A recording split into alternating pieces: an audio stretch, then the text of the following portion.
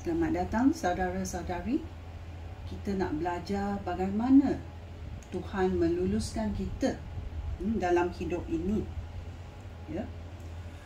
Yesus adalah satu contoh yang diberi oleh Tuhan Allah Bapa kita supaya kita tahu bagaimana hidup di dunia ini. Ya.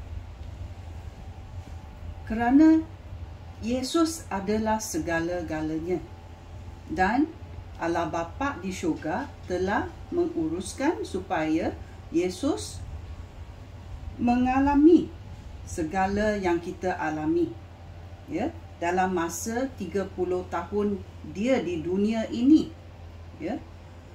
Tempat yang kerap dia pergi dan berada adalah di rumah dan di tempat kerjanya. Dia bekerja sebagai tukang kayu, menolong bapaknya.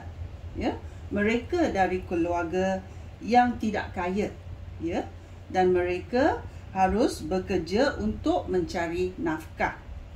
Ya, so ini memberi galakan yang banyak kepada kita kerana kita juga selalu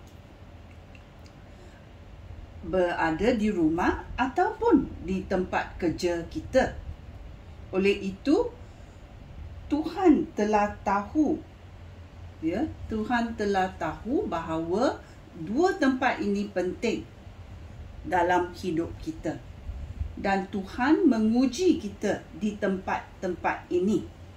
Sebagaimana Tuhan juga menguji Yesus dalam segala-galanya. Ya. Adakah kesetiaan kamu ada di rumah dan kesetiaan kamu ada di tempat kerja kamu?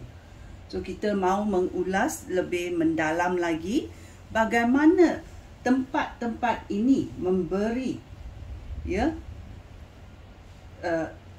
keadaan untuk Tuhan menguji kita. Ya. Sekian, terima kasih. Shalom.